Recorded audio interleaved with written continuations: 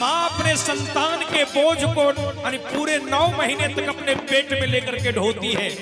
आप विचार कर सकते हैं, अनुभव कर सकते हैं, महसूस कर सकते हैं कि उस दरमियान माँ कितनी पीड़ा को सहन करती है, कितने कष्ट को झेलती है। अपार कष्टों को सहकर अपनी खून को पानी के समान बहा देती है, तब कहीं जाकर हम और आप जैसे बेटे को माँ संसार में लाती है। कितनी महान है वो माँ। लिखा कवि ने, दुनिया में के ऐसन होई लेके पेट में बोझा ढोई।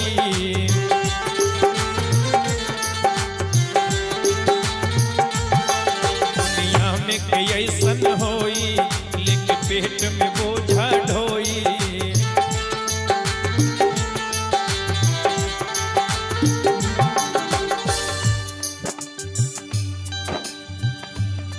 माई के अचरा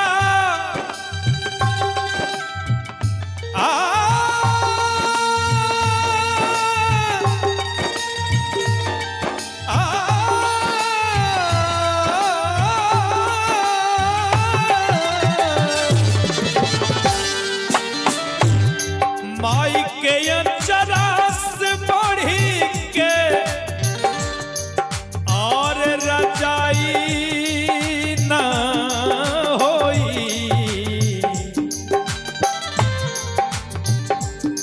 माई के अचरा से बढ़ी के रजाई ना होई।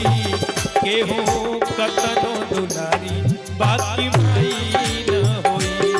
केहू कतनो दुलारी बाकी माई ना होई।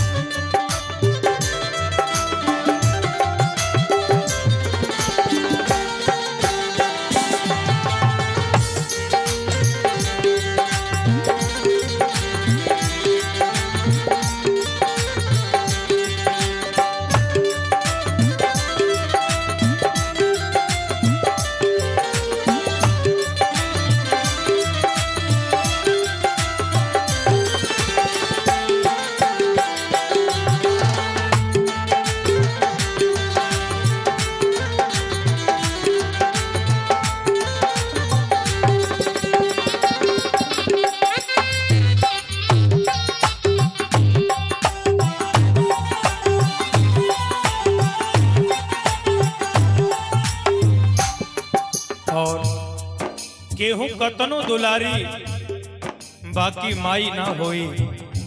माई ना होई कि कोई लाख प्यार करे, कोई लाख दुलार करे, लेकिन मां की बराबरी कोई नहीं कर सकता। कहते हैं और लिखा कवि ने कि दुखवा हंस हंस के सहली संगी ढेकी जात चलौली।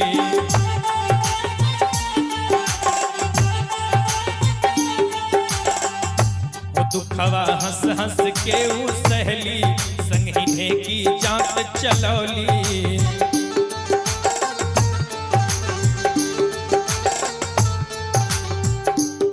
कि दुखवा हंस हंस के सहली असंगही ढेकी जात चलौली। माँ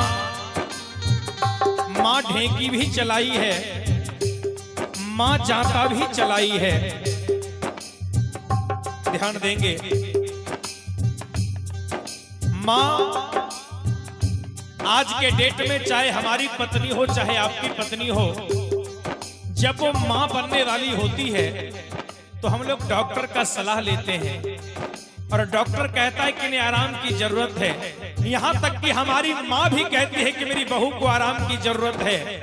लेकिन जरा विचार करिएगा, धन्य है वो मेरी माँ, जब हम और आप जैसे बेटे उसके जीवन में आए। माँ दिन भर घर का सब काम करती थी, ढेकी भी चलाती थी, जाता भी चलाती थी और फिर भी मुस्कुराती रहती थी। क्यों? क्योंकि माँ के दिल में बस एक ही डर रहता है कि मेरे होने वाले जो बेटे हैं इसे नजर ना लगे दुनिया की, नजर ना लगे दुनिया की। इसलिए माँ उस पीड़ा में भी मुस्कुराती रहती थी। लिखा कवि ने दुखवा हंस हंस के उ सहली संगिने की जात चलौली।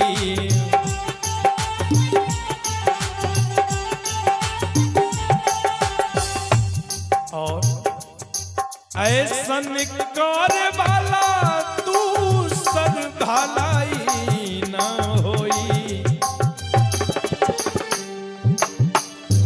इस प्रकार की भलाई करने वाली कहां मिलेगी? ऐसन कर वाला तू सर भलाई ना होई। और कि केहू कतनो दुलारी, केहू कतनो दुलारी बाकी माई ना होई।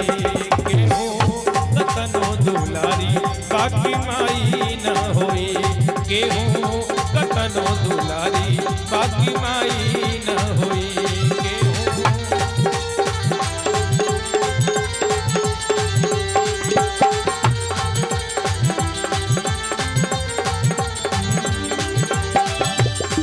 माई के दूधवा